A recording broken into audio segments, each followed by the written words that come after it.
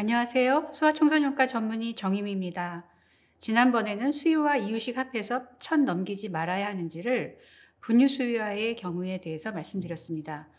오늘은 직접 젖을 먹는 아기나 혼합 수유를 하는 아기의 경우 이유식 시작 후 수유량이 어떻게 조절되는지 알아보겠습니다.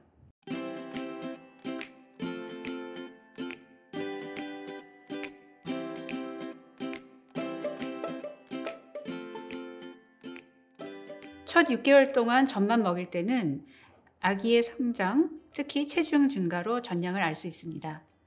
태어났을 때부터 계속해서 소아청소년과 진료를 받을 때 체중과 키를 재서 성장 도표에 적어 나가면 저절로 한눈에 아기의 성장과 전량, 수유량을 알 수 있습니다. 그런데 6개월부터 이유식을 시작하면 점점 이유식 비중이 늘어가면서 이렇게 간단하게 수유량을 알기가 어려워집니다. 꼭 수유량을 알아야 하는 것도 아니고 마찬가지로 아기가 나름의 성장 곡선을 따라서 잘 자라는지를 확인하는 것이 중요합니다. 아기들이 자라면서 각 단계별로 해내야 하는 과업들이 있습니다. 그중 하나가 바로 배고픈 신호와 배부른 신호에 따른 수유입니다. 6개월 이유식 시작할 때까지도 엄마가 이 신호를 모른다면 곤란합니다. 6개월 전인데 체중 증가가 느리다면 전량이 충분한지 확인하고 전량이 적다면 적극적으로 전량을 늘리면서 분유를 적절하게 보충했어야 합니다. 6개월 전인데 신장별 체중 퍼센타일이 50% 위로 점점 벗어나고 있다면 보채거나 졸릴 때마다 젖을 물리지 말고 확실히 배고파할 때만 젖을 먹이고 분유 보충은 하지 말아야 합니다.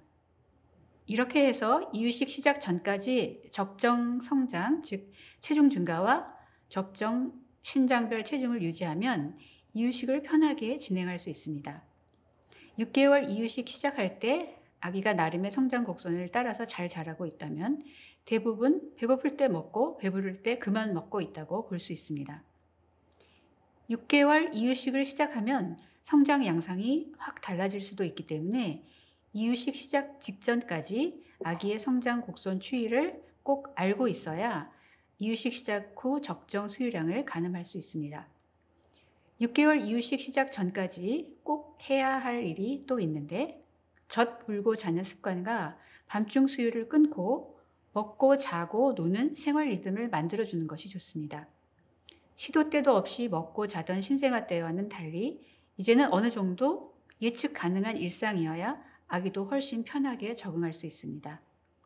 6개월까지는 밤중 수유를 끊어야 하는 이유는 고형식을 제대로 먹이기 위해서뿐 아니라 이가 나기 시작하는 시기이기 때문에 밤잠 들기 전에 1000ppm 불소 치약으로 이를 닦아주고 그 이후에는 먹이지 말아야 하기 때문입니다.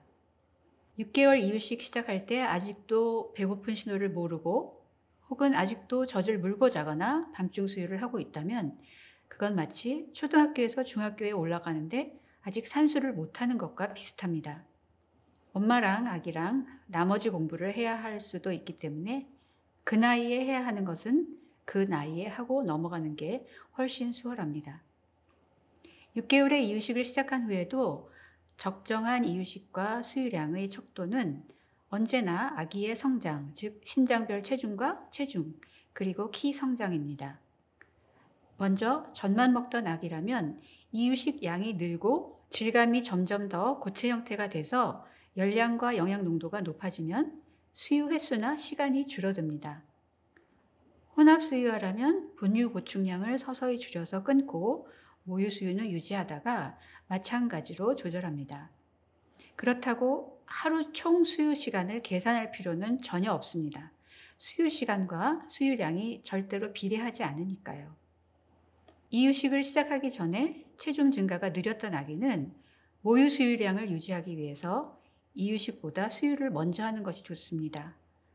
원래 수유량이 적었던 아기인데 이유식을 잘 먹으면서 수유량이 줄까봐 밤중 수유를 다시 시작하거나 안 하던 분유 보충을 시작하지는 말아야 합니다. 이런 아기일수록 이유식 진행을 빠르게 하는 것이 우선입니다. 수유량 늘리기는 6개월 되기 전에 적극적으로 했어야 하는 일이고 지금 이 시기에 다시 밤중 수유나 분유 보충을 하면 이유식 진행도 제대로 되지 않을 수 있으므로 주의해야 합니다. 수유량을 좀 더 늘리려면 수유 후에 30분 이내에 젖이 잘 나오지 않아도 15분씩 젖을 짜서 컵으로 먹이거나 이유식 만들 때 맹물 대신 넣어서 만드는 방법도 있습니다. 또 이유식을 처음 시작할 때부터 미리 대비하고 주의해야 할 것이 있는데, 아기가 잘 먹지 않는다고 계속 묽게 주면 중기 이후에 체중이 잘 늘지 않고 성장 부진이 오기 쉽습니다. 또 새끼 식사를 제대로 하기 전에 떡뻥이나 달달한 간식을 먹이기 시작하면 이유식과 수유량이 줄 수 있어서 주의해야 합니다. 고형식 진행이 안 되면 9개월, 10개월, 11개월, 12개월이 될수록 점점 더 밥은 안 먹고 시도 때도 없이 젖만 찾게 되어서 엄마가 정말 힘들게 됩니다. 나머지 공부가 점점 더 많아지는 거죠. 반대로 아기가 이유식 시작 전에 신장별 체중 추세가 50%보다 위쪽이었던 경우라면 수유량이나 횟수, 수유 시간에 대해서 전혀 걱정할 필요가 없습니다. 대신 이런 아기들은 배고프고 배부른 신호를 잘 보면서 특히 너무 달거나 간을 한 음식을 주지 않는 것이 중요합니다. 결론적으로 수유와 이유식을 합해서 1000 넘기지 말아야 하는지는 모유 수유아나 혼합 수유아에서는 아무 의미가 없습니다.